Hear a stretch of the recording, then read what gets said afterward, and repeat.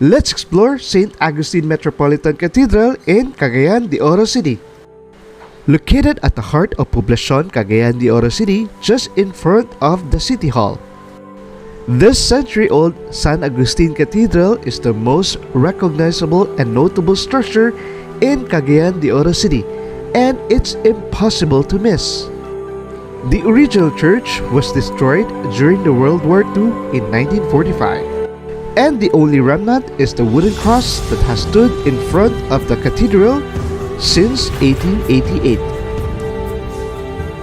This neo-gothic architectural design cathedral features a century-old stained glass windows. The cathedral was rebuilt once more in July 1946, and ever since it serves as the city's distinctive emblem. Come and visit San Augustine Cathedral at the heart of Poblacion, Cagayan de Oro City, Misamis Oriental, Philippines.